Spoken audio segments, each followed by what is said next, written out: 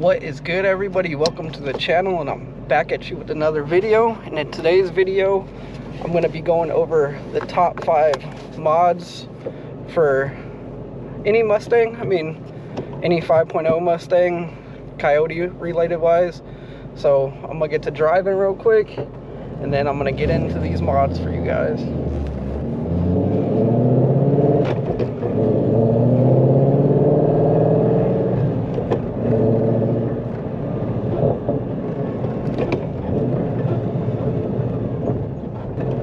Alright, so the first mod I want to talk about is these people actually get out of the street, not a crosswalk. The first mod I want to talk about, and the first two I'm going to talk about are the ones that I did to my car first, and I think most people should do to their cars first, but that's just my opinion. And the first one is going to be tint. I don't know if you guys can see my window is the greatest right now with the way the camera is set up, but I have 5% tint all around, except the back window I think is 25%, because I had to have it replaced, and they happen to have a glass piece there that was already tinted 25. I'm gonna have to get it redone eventually. But yeah, so first one I think that is mandatory is tint, because it just makes the car look so much better. Alright, and you can't tell me that tint don't just make the car look so much meaner. 5% all around, except the back, like I said. This is Phase Music.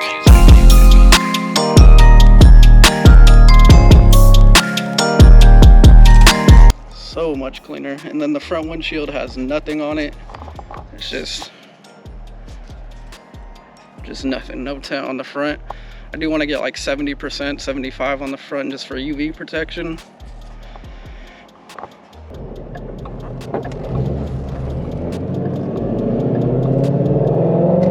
And then the second mod that I think is mandatory after tint, or even before, it doesn't matter which order, but I think these should be the first two, is lowering your car. It doesn't matter if it's lowering springs, airbags, coilovers, just lowering the car. The cheapest route is definitely lowering springs. Second cheapest route is coilovers, and then the more expensive route is airbags, which I have, and I'll show you in this video not how it works, but that I actually have airbags. I'll lay out for you guys. But those two right there alone, tint and lowering your car, make a huge difference. So to me, those are the two most important. And I do have bags, like I told you guys, but cheapest option is lowering springs, and then coilovers, and then bags. But man, that fitment, saucy.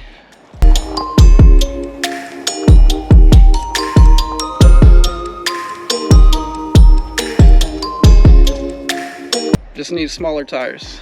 But I did have lowering springs at first. I had EBOK, however you say it. So I'll link those down in the description. I'll also link the bags down in the description.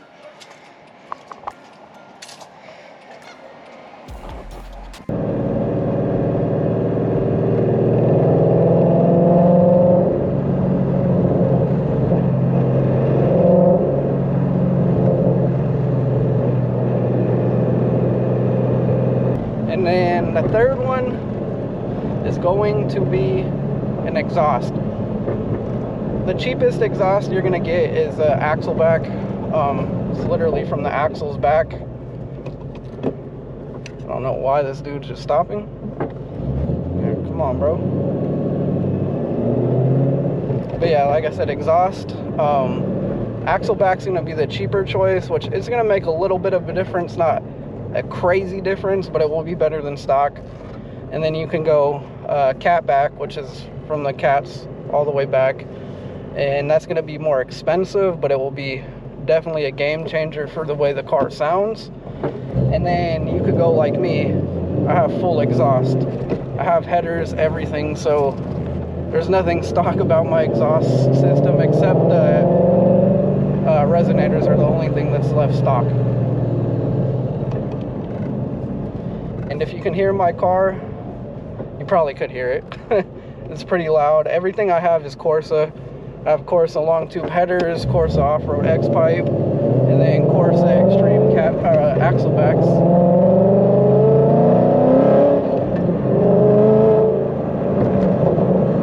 And it's pretty loud. It is quieter in the lower RPMs, which I like because I'm in California and cops are haters. So being quieter in the lower RPMs where you can actually keep it at a good sound level and not have cops look at you all crazy is perfect. But once you hit like 3,500 RPMs or more, it starts to scream. And now exhaust, like I said. I do have the Corsa Extreme quad tips.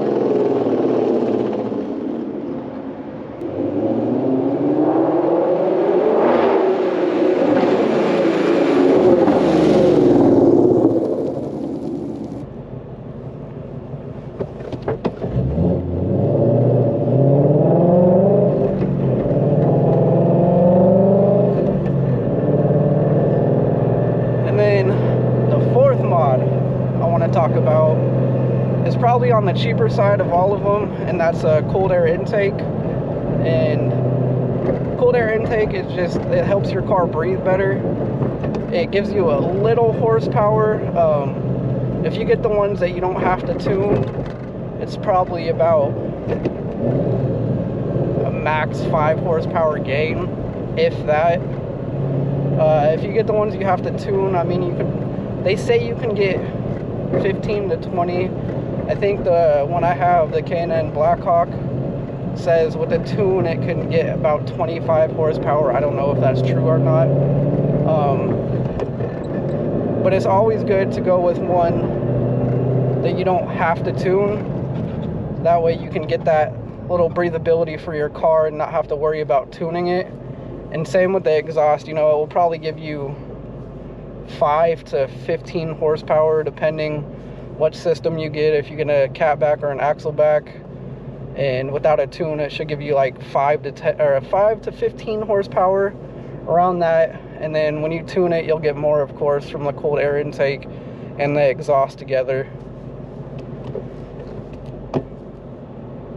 Yes, my car is tuned, so, but I have a lot more than just cold air intake and exhaust done to it.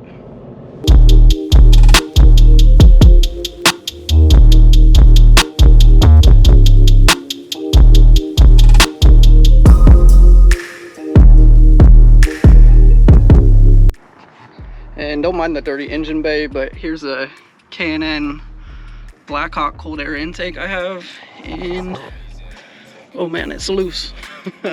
Need to fix that when I get home. But yeah, this is a, Jesus Christ, the whole thing is loose. What the hell is going on?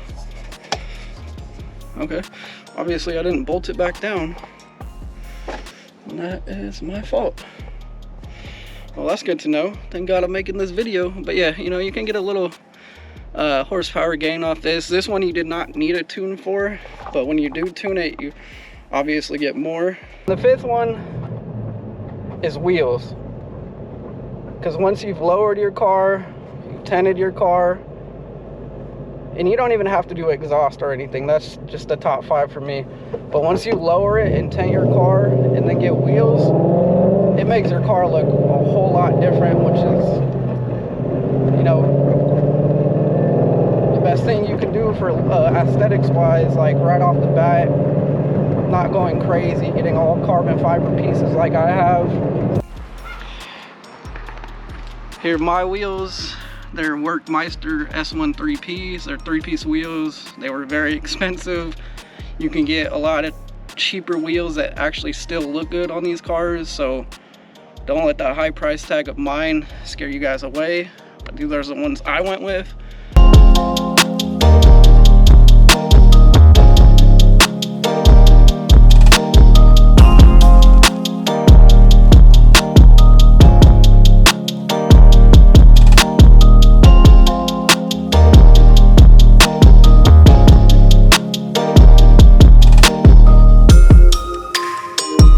Speaking on wheels, you can get cheaper wheels that actually look good, but the wheels I have are pretty expensive.